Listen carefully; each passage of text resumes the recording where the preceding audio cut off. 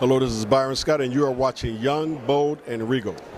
Well, at least episode one, it was done 4 years prior to me getting there. So, knowing a little bit more of the background of the Laker dynasty and how it started and where it ended up when Irvin left, it didn't exceed, but it didn't. It was a few little surprises, but not many.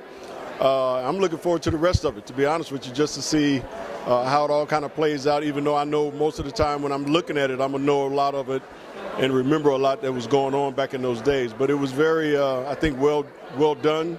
I enjoyed the first episode and looking forward to the next ones. What's the best thing you see in the NBA today where you're like, damn, I wish there was a little bit more of that in my time? The money. Simple.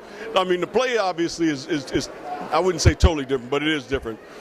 These guys are so much better athletic-wise than we were, so much bigger. You got guys like Kevin Durant, 6'11", that plays like a two-guard.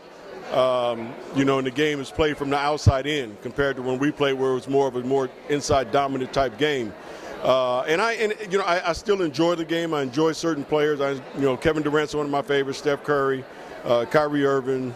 There's a bunch of guys that I enjoy watching play. LeBron James, obviously, but it has definitely the generation of players nowadays are totally different than we were back in our day. Well, I think it's extremely important. I mean, it started in the NBA with Michael Jordan. When he wanted to leave Nike and kind of go on his own with his Jumpman brand, he was the first player that I knew that was like, no, you're not going to use my image and likeness to make a bunch of money off of. I'm going to do that. So I think he kind of paved the way for these guys today who are doing the same thing. I think it's great for college players who are considered amateurs where they can't get paid in college to now be able to get money in college because of their likeness and their notoriety and their popularity. So I'm all for it. I've always been a big advocate of athletes today who are playing to make as much money as they can and be able to use that brand to their best ability.